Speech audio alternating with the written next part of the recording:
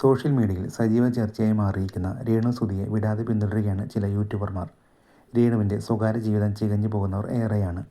അധിക്ഷേപങ്ങൾക്കടുത്തോടെ രേണു പോലീസിൽ പരാതിപ്പെട്ടിട്ടുണ്ട്. പ്രശ്നങ്ങളെല്ലാം മറികടന്ന് രേണു മുന്നോട്ട് നീങ്ങുകയാണ്. ആൽബം സോങ്സും ഫോട്ടോഷൂട്ടുമെല്ലാമായി ലൈംലൈറ്റിൽ തൻ്റേതായ സ്ഥാനം രേണു നേടിക്കഴിഞ്ഞു. ഭർത്താവ് നടൻ കൊല്ലം സുധി മരിച്ചതോടെ ജീവിതം വഴിമുട്ടിയ സാഹചര്യത്തിലാണ് രേണു അഭിനയ രംഗത്തേക്ക് കടന്നു വരുന്നത്. തന്നെ അധിക്ഷേപിച്ച് സംസാരിച്ച യൂട്യൂബർക്കെതിരെ സംസാരിക്കുകയാണ് രേണു സുധി ഇപ്പോൾ. എടാ അതുലെ, ഞാനിതൊന്നും കാണുന്നില്ല.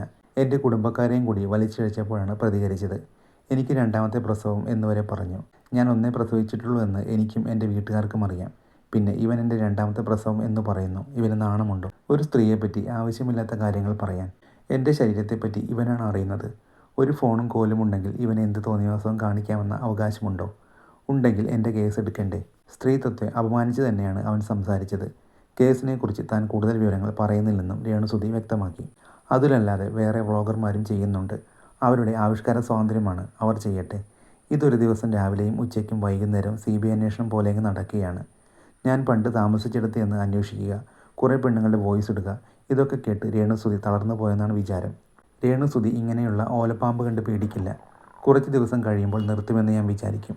പക്ഷേ നിർത്തില്ല. എനിക്ക് മുമ്പ് ഒരു ലൈഫ് ഉണ്ടായിരുന്നുവെന്ന് ഞാൻ മുമ്പ് പറഞ്ഞതാണ്. ആ ലൈഫിനെ പറ്റി ഡീറ്റെയിലായി പറയാൻ എനിക്ക് താല്പര്യമില്ല. കാരണം അവർ അവരുടെ ഫാമിലിയായി 2 കുഞ്ഞുങ്ങളെയും കൊണ്ട് ജീവിക്കുകയാണ്. പിന്നെ ആർക്കാണ് ഇത്ര ആവശ്യമെന്നും രേണു ചോദിക്കുന്നു. രേണു കൊല്ലം സുധിക്ക് മുമ്പ് മറ്റൊരാളെ വിവാഹം ചെയ്തിരുന്നെന്നാണ് സോഷ്യൽ മീഡിയയിൽ പറയുന്നത്. തനിക്കൊരു കഴിഞ്ഞ കാലമുണ്ടെന്ന് രേണു സമ്മതിക്കുന്നുമുണ്ട്. ഇതേക്കുറിച്ച് നേരത്തെ സംസാരിക്കാതിരുന്നതിന് കാരണമുണ്ടെന്നും രേണു പറയുന്നു. സുധിച്ചേട്ടനാണ് ഇത് പറയേണ്ടെന്ന് പറഞ്ഞത്. ഭർത്താവിനെ അനുസരിക്കുന്ന ഭാര്യയാണ് ഞാൻ. കഴുത്തിൽ മിന്നി കെട്ടാത്ത കല്യാണമായിരുന്നല്ലോ. രജിസ്റ്റർ മാരേജുമല്ല. ജീവിച്ചിട്ടുമില്ല. പിന്നെ എന്തിനാണ് അത് പറയുന്നത്? നമുക്ക് നമ്മുടെ കാര്യം പറയാം എന്നാണ് സുധിച്ചേട്ടൻ പറഞ്ഞത്. എൻ്റെ ഭർത്താവിനെ മാനിക്കുന്ന സ്ത്രീ ആയതുകൊണ്ട് ഞാൻ പറഞ്ഞില്ല. സുധിച്ചേട്ടൻ മരിക്കുമെന്ന് ഞാൻ അറിയുന്നില്ലല്ലോ എന്നും രേണു സുധി പറഞ്ഞു. അഭിനയ രംഗത്ത് സജീവ സാന്നിധ്യമാണ് വിവാദങ്ങൾക്കിടയിലും രേണു സുധി. കുറ്റപ്പെടുത്തുന്നവർ താൻ വീട്ടിലിരുന്നാൽ സഹായിക്കാൻ വരില്ലെന്ന് രേണു ചൂണ്ടിക്കാട്ടുന്നുണ്ട്.